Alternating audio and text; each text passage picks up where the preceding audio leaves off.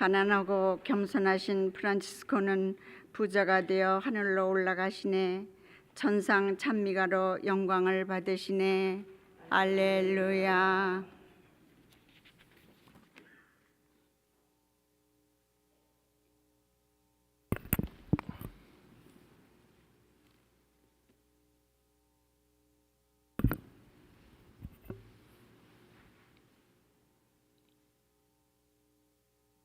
주님께서 여러분과 함께 영한 사제의 영과 함께 마테오가 전한 거룩한 복음입니다.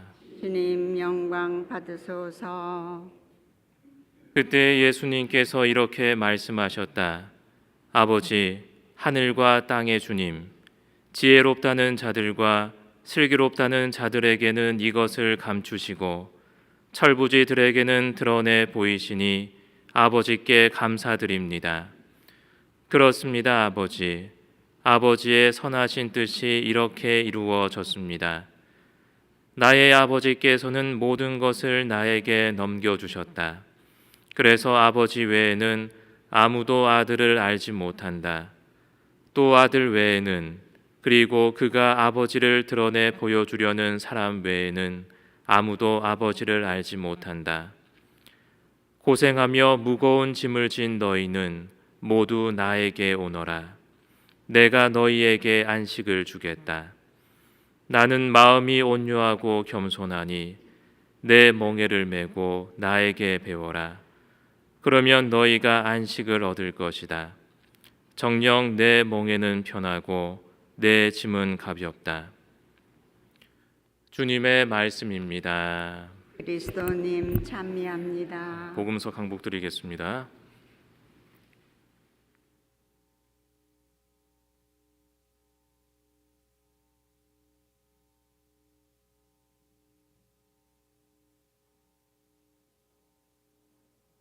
평화를 빕니다.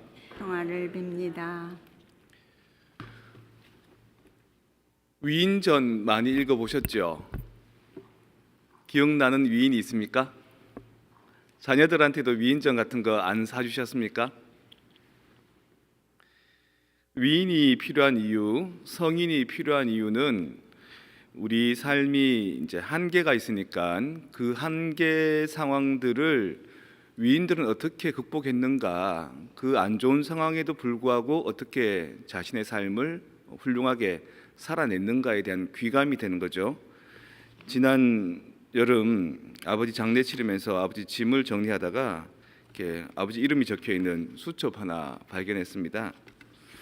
이제 아버지가 직접 쓰신 글인데 어디 거를 이제 옮겨 놓으신 거죠. 징기스칸 명언: 집안이 나쁘다고 탓하지 말라.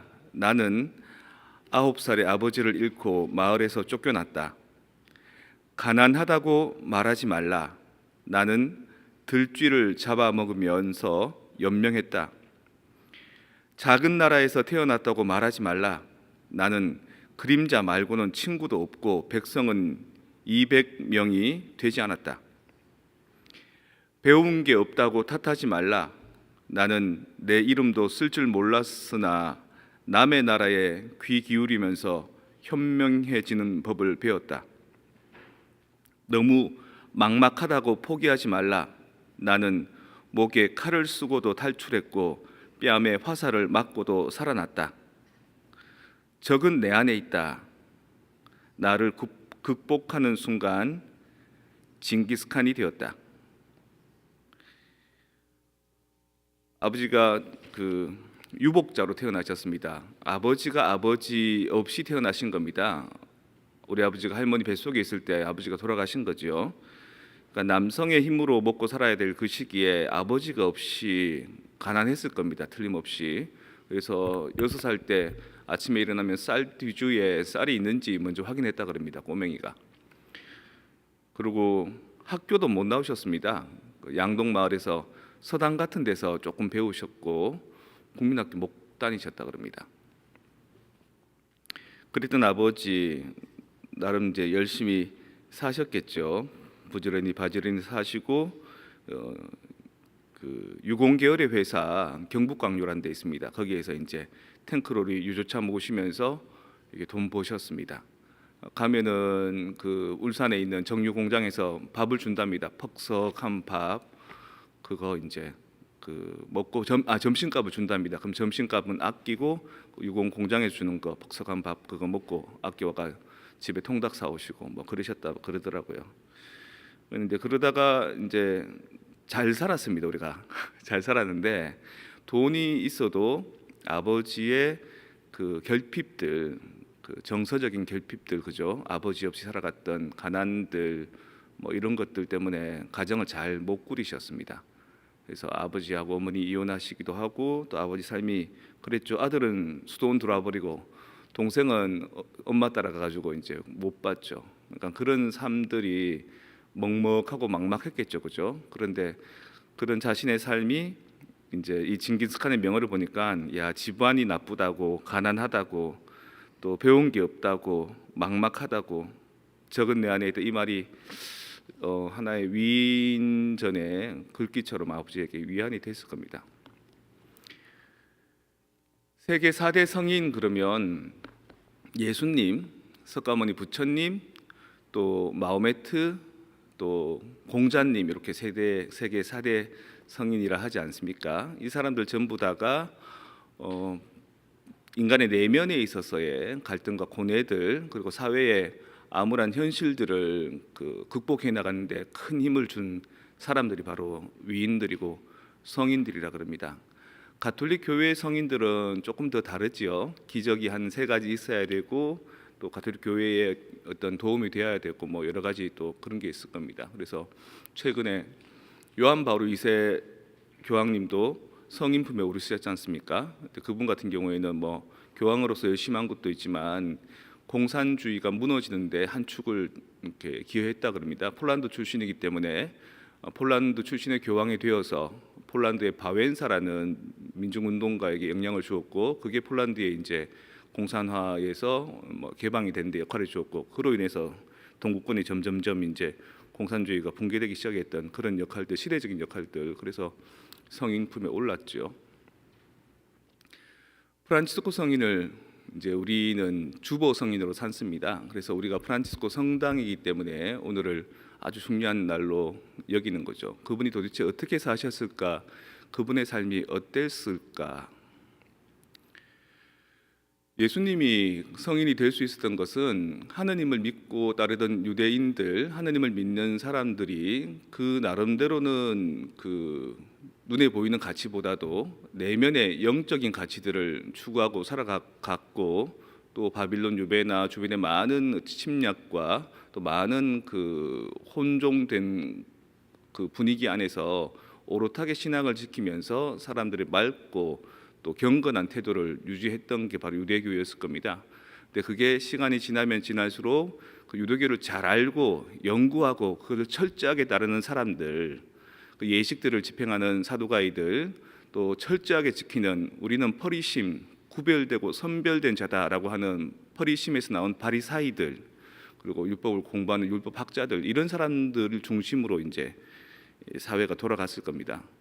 가난한 사람들, 어려운 사람들, 글 못 읽는 사람들 이런 사람들은 점점 더 어려운 몫을 차지해야 됐고요. 자꾸 떠받쳐줘야 됐고 또 사도가이 같은 성직자들, 또 율법학자들, 특별한 사람들은 자꾸 높은 자리에 자기들은 짐을 지지 않은 역할들을 살았을 겁니다. 사회에 부조리가 있었던 거죠. 그 부조리에서 예수님께서 하느님의 진짜 뜻이 무엇인지 또 우리가 하느님을 믿고 살아가는 도리가 무엇인지를 보여주셨고 그리고 자신을 내어서 죽기까지 우리를 구원해 주신 그 가치 때문에 예수님이 우리에게 의미가 있지 않습니까?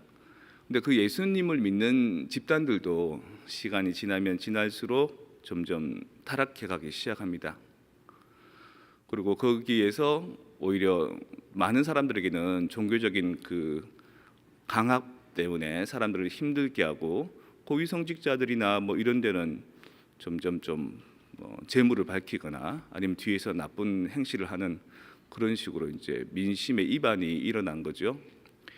그래서 가톨릭 교회 안에서는 많은 그 개혁 운동들이 일어났습니다. 오랜 시기를 거쳐서 개혁 운동이 일어났는데 그 중에 개혁 운동의 끝자락으로 차지하시는 분이 이제 바로 프란치스코 성인인 겁니다. 교회가 부유하고 권세 높고 중요한 위치를 차지하는 그것에서 가난하고 작고 낮은 태도로서의 삶을 살게끔 해준 거죠. 그러니까 교황님께서 프란치스코 성인이 찾아왔을 때 꿈을 꾸었다지 않습니까? 그 전날에 그 본인이 계시는 성전이 라테라노 성전, 라테라노 궁전이라고 하기도 합니다. 그 교황님이 사셨던, 지금은 바티칸이지만 바티칸이 세워지기 이전에 라테란 성당이 교황청이었거든요. 그게 무너지는 꿈을 꿨다는 겁니다. 그런데 한 청년이, 거지같이 생긴 청년이 와서 그 무너지는 건물을 탁 떠받들어 세우더라는 거죠. 무너져가는 교회를 다시 이렇게 세워라라는 하느님의 말씀대로 프란치스코가 정말 건물을 잘 짓지는 못했습니다. 다시 말해서 허물어져가는 건물이라는 것은 사람들이 제대로 믿고 따라야 될 그리스도 교회의 가치들이 허물어져가는 그 정신적인 영역들을 다시 떠받쳐 세우신 거지요. 우리가 마리아 레지나에 있을 때 우리가 이 공동체에서 성당을 지으려고 그랬습니다.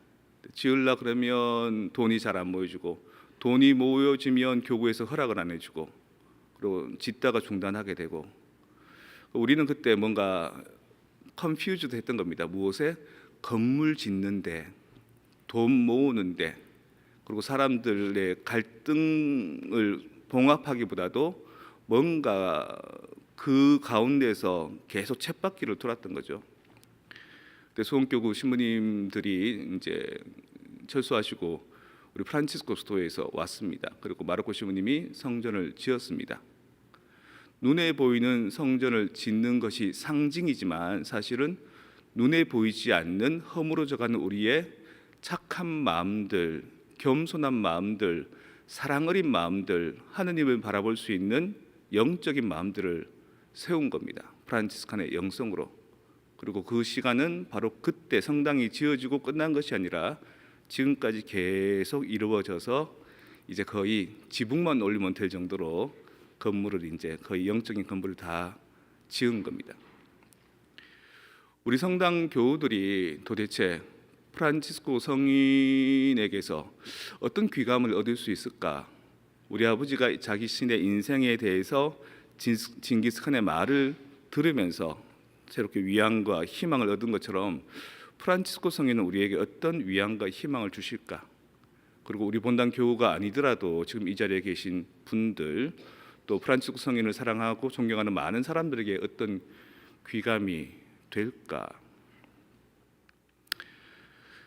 먼저 이 미국 땅에 와서 서로가 서로에 대해서 경각심이 많습니다. 서로가 서로에 대해서 이렇게 손톱을 세우고 가시를 세우고 있죠. 그 가운데서 프란치스코 성인이 했던 것처럼 내가 가장 작은 사람입니다. 내가 가장 가난한 사람입니다. 나는 아무것도 아닙니다. 라는 그 겸손한 태도로 그 사람들을 먼저 받아주고 껴안아주면 우리가 평화가 된다는 겁니다. 그 사람의 손톱이, 그 사람의 가시가 내 살을 파고들어서 피가 철철 흘러도 그들을 꼭 껴안아주면 그 피가 그들에게 감동이 되어서 마치 십자가에 못 박히신 예수님의 피가 우리를 깨끗이 씻어주듯이 처음에는 우리에게 무섭게 다가오던 그들이 우리가 순수하게 순한 양처럼, 어린 양처럼 그들을 받아들여주고 끝까지 품어주면 그들 또한 변하게 될 수 있는 그러한 화해와 평화를 가르쳐 주셨습니다.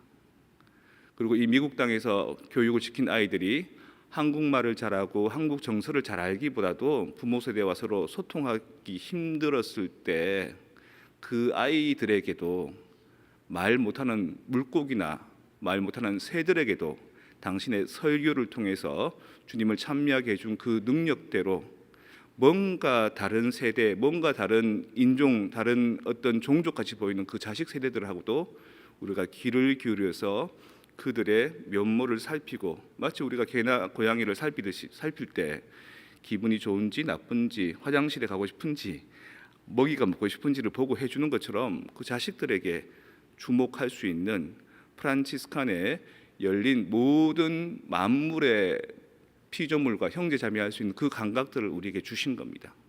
그런 감성들을. 그리고 무엇보다도 프란치스코 성인은 우리에게 회개의 마음을 가르쳐 주셨습니다. 프란치스코 성인 또한 고향 아시시에서 살 때 방탕하고 부유하고 헛된 꿈을 쫓았던 사람입니다. 그 아시시 로마에서부터 기차 타고 한 2시간 가는 곳, 그 중에서도 산 중턱에 만들어진 도시입니다. 이민족이 침략하지 못하게 산 위에서 성벽을 쌓고 산 위에 살고 있는 그 우물안의 개구리 같은 그 사람. 아버지는 멀리 프랑스까지 가서 프랑스의 옷감을 떼어하다가 팔았기 때문에 부유했던 거죠.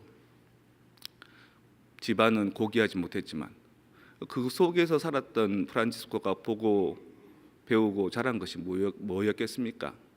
우리처럼 지금 한국의 정서처럼 돈 많으면은 전부 다라고 생각했을 때고요. 그리고 이제 돈도 좀 있으니까 이제 명예를 얻기 위해서 기사로 나가서 뭔가 전리품도 또 권세도 자귀도 받고 싶은 그런 꿈을 꾸었던 거죠. 그러다가 포로가 됩니다. 그러다가 자신의 한계를 느끼게 되고 인간이 정말 무엇을 따라야 되는지, 종을 따라야 되는지 주인을 따라야 되는지, 종은 무엇인지 주인은 무엇인지를 고민하게 됩니다. 그래서 다미아노 성당에서 밤새 기도하는 거죠. 그 허물어져가는 다미아노 성당에서 주님, 당신은 누구이십니까? 그리고 저는 도대체 무엇입니까? 프란치스코는 아버지로부터 배척을 당합니다. 뭔가 영적인 감도가 오고부터 집에 물건들, 돈들 이런 것들을 자꾸 남을 주기 시작하는 겁니다. 아버지가 보고 참을 수 없고 심지어는 이 아시시의 이 언덕에 살고 있는 사람들 말고 이 밑에 바닥에 사는 사람들, 바닥에는 사람들이 안 살았거든요. 그래서 거기에는 문둥병 환자들이나 거지들이나 살았습니다. 그곳으로 자꾸 내려가서 그들과 친구하고 입 맞추고 그들을 돌보기도 했습니다. 아들의 그런 뭔가 엇나가는 것들, 사회의 출세와 성공과는 다른 그런 길로 가는 그 모습들을 보고 아버지는 그 당시의 심판자 역할도 할 수 있는 종교의 지도자인 그 지역의 주교님께 찾아갑니다. 귀도 주교님께. 그래서 아들을 끌고 가서 이놈이 자꾸 이상한 짓을 하는데 나는 이놈과 이제 결별을 하려고 합니다. 호적에서 파내려고 합니다라고 주교님한테 이제 요청합니다. 아마 큰 따끔한 일침을 주고 싶었던 거겠죠. 그때 주교님도 어루만져 주시고 또 프란치스코 성인도 잘못했어요 아버지 이러기를 바랬던 거죠. 프란치스코 성인은 옷을 다 벗어버립니다. 실오라기 하나도 거치지 않고 아버지에게서 받은 것을 제가 다 돌려드립니다. 지금 이 순간부터 저희 아버지는 하느님 아버지이십니다. 그래서 그 기도주교님이 자신이 입고 있던 망토로 이렇게 몸을 가려줍니다. 집에 있을 때는 온갖 좋은 천과 온갖 좋은 장신구로 치장했겠지만 밖에 나오니까 당장 몸을 보호할 옷이 없는 겁니다. 그래서 그 당시에 양털이 이제 주로 옷감 모직들이 주요 것이었는데 제일 좋은 양털들, 제일 좋은 모직들은 이제 진짜 팔려가는 사람들이 입는 옷으로 가고 안 쓰고 못 쓰는 손뭉치 같은 그런 모직들을 모았겠죠. 그걸 가지고 옷을 만들었습니다. 푸대자루 같은 옷을 일단 몸을 덮어야 되니까 우리가 입는 수도복 같이 이렇게 팔이 나오고 치마처럼 긴 것 그리고 비가 오고 눈이 오고 추우면은 모자도 써야 되니까 그다음 까프 쓰고 펄럭펄럭거리니까 띠매고 그게 수도복인 겁니다. 지금도 아시시 대성전에 가면 프란치스코 성인이 입었던 수도복이 남아 있는데 군데군데 얼룩덜룩 뭔가 이렇게 다시 기운 것들 이런 것들이 천지입니다. 그래서 원래 까만색이 아니라 갈색이 아니라 원래는 약간 회색 온갖 종류의 털 뭉치들이 온갖 종류의 모직들이 합쳐지니까 물감도 섞어 놓으면 회색이지 않습니까? 약간 회색. 그래서 원래 우리를 그레이프라이어라고 불렀습니다. 지금도 우리 수도 외에 더운 지역의 형제들은 회색 옷을 입고 있습니다. 그 프란치스코가 복음을 살아가고 복음을 선포하고 사람들에게 귀감이 된 역할을 해 주었습니다. 그래서 먼저 복음을 선포하는 1회, 어제 마카리오 신부님께서 강론해 주신 대로 복음을 선포하는 형제회를 만들었고요. 2회, 오로지 하느님만 바라보고 하느님을 음미하고 관상할 수 있는 여성단체 2회를 만든 겁니다. 첫 여성 수도회인 거죠. 사실은 그전에는 여성들은 수도 생활을 하지 않았거든요. 그리고 3회, 세상 안에 있으면서도 프란치스코 성인처럼 온전하게 복음을 따르고 온전하게 회개와 자금과 가난의 정신으로 살고자 하는, 이미 결혼했지만 세속에 있지만 그들이 따르는 3회, 이런 수도 단체들이 만들어졌던 거죠. 그리고 본인도 끊임없는 관상과 기도와 또 하느님을 생각하는 곳에서 탈원에 빠지기도 하고 사람들에게 좋은 가르침을 주기도 하고 때로는 주님과 일치되는 그 신비한 능력 때문에 기적을 일으키기도 하셨을 겁니다. 하지만 어제 우리가 추도식을 했는데 마지막 돌아가실 때 차가운 땅바닥에 누워서 형제들에게 한 유언의 말씀, 형제들이여 지금까지 우리는 한 것이 아무것도 없습니다. 우리 새로 시작합시다. 다시 시작합시다. 내 탓이요, 내 탓이요, 내 큰 탓이옵니다. 주님 용서해 주십시오.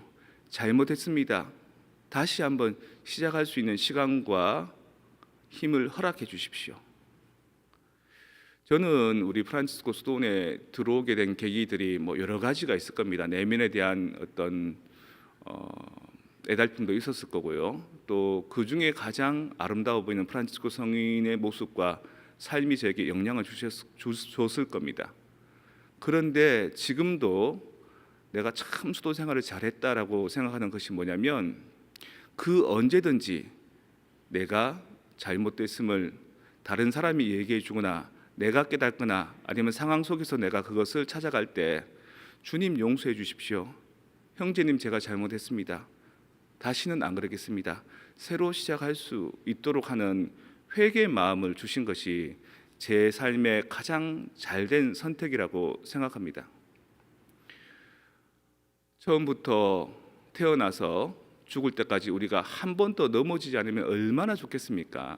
여러분 자식들이 한 번도 실패하지 않으면 얼마나 좋겠습니까? 하지만 사람은 태어나서 다리에 힘이 붙어서 걷다 보면 넘어집니다. 엎어집니다. 무릎이 깨어집니다. 그러면서 점점 걸어가는 법을 배우고요. 내가 원하는 길을 가야 하는 방법을 깨닫게 됩니다. 가지 말아야 할 곳은 어디인지, 가야 할 곳은 어디인지, 가야 할 곳인데 힘이 부족하면 쉬었다 갈 수 있는 방법을 알게 해주는 겁니다. 곱게 뻗은 길보다 휘영청 굽은 길이 더 아름답듯이 쭉쭉 뻗은 나무보다 때로는 운치 있게 휘어있는 그런 나무가 더 멋있듯이 우리의 인생도 죄와 부족함과 실패와 좌절로 점철되어 있겠지만 그때마다 프란치스코라는